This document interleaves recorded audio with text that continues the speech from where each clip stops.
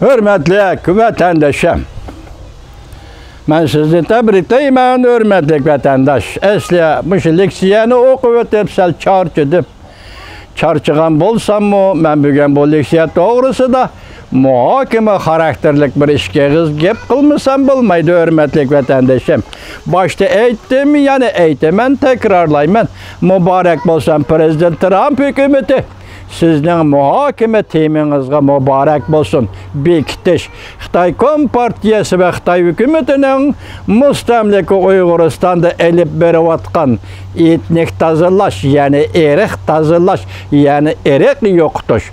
Bu isimla, bu hukumla halkara cemiyete farklılık bolediken ahirki hesapta erik yoktuş. Siyasi hazır Uygurlarını umumizlik millet süptede yer şarının yok kılıştın ibaretmişindak siyaset Xitay vahşiliği ve Xitay'nın siyaseti bilen yolga koyuldu. Şunda bir petki doğru kelgende hazır Amerika Qoşma Ştatları saylam devriga doğru geldi. Belki bugün Cungo meselesiga münasebetliken Uygurlarını erikli kutoş Amerika'da saylamda o'ttirgan düşüdigan ve ki saylamga qatnışıdigan iki partiyanın namzatları o'ttirishidagi muhim bir muhakeme temisiga aylandı. Yuqorida biz ko'rib o'tdik hurmatli vatandaş nima deyildi? Demokratlar Partisining namzati, Prezident namzati Biden ham bununla qo'shiladiganligini bildirdi, isboti bildirdi. Bu Prezident Trump'ning navbatdagi siyosatiga ta'sir ko'rsatdi va isboti bildirishga ta'sir ko'rsatdi deyildi yuqorqi leksiyada. Hurmatli vatandaş, bir efsane Amerika Qo'shma Shtatlar çoğun devletlerge çekil almaydı. Çoğun devletler nime kılımendi şunu kılalaydı mesela Rusya'dak. Bulup Xitay'dak çoğun devletlerge çekil almaydı degen efsane del. Muşu peytte, muşu muhakeme kılıvatkan Uygur meselesi boyunca yemirildi. Bu efsane yemirildi. Kişilik hukuk ve gaylik bulmagan kişilik hukuk meselesi ve erki yoktuş boyunca muhakemede eğer Amerika Qo'shma Ştatları bu muhakemede bekitip yaki bu cinayeti Xitayga doğrulaydigan Xitayga çaplaydigan bolsa o vaqtida onun ahirki tanlışı nime dedi? Mavzunun beşide her bir hareket kullanış.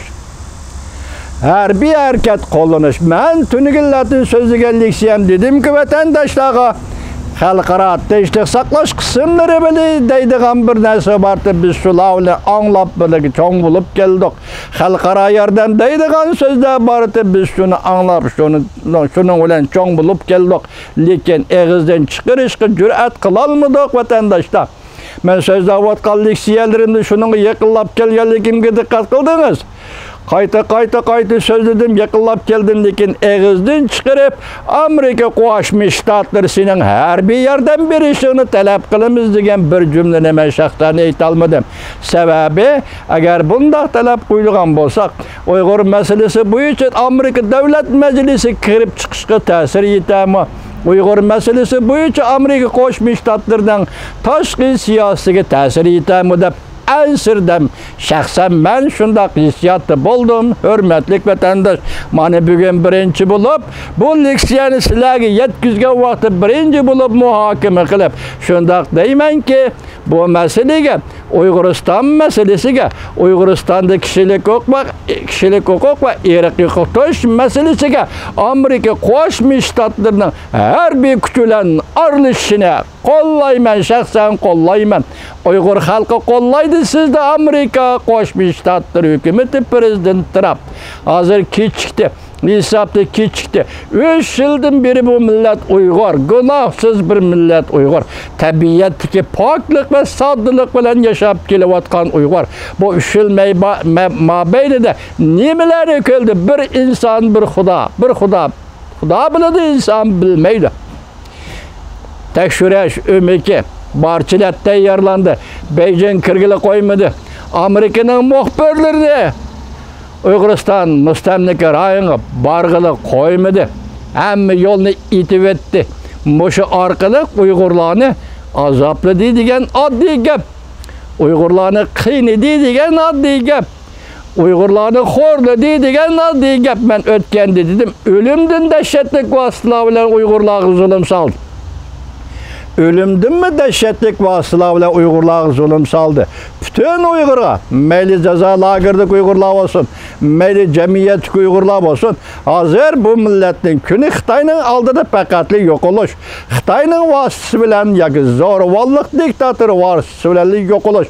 Onundan başka yol yok Uygur'a.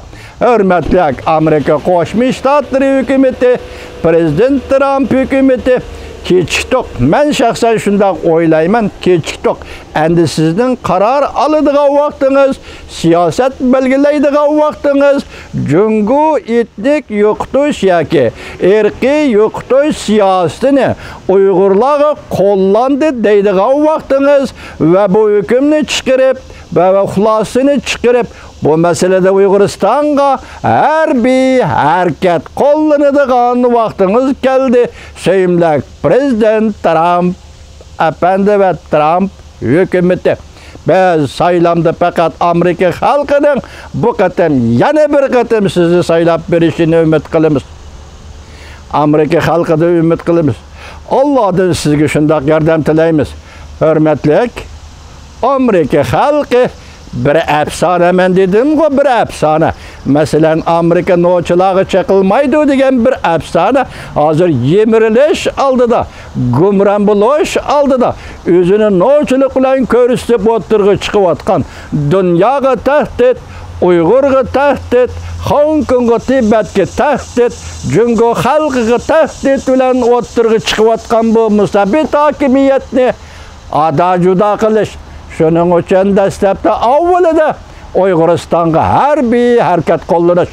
Uyg'uriston mustamlikida Xitoy hukumati yo'l qo'yayotgan siyosatni tuzatmaganligi tufayli va hozirgacha to'xtatmaganligi tufayli yuqori deyildi.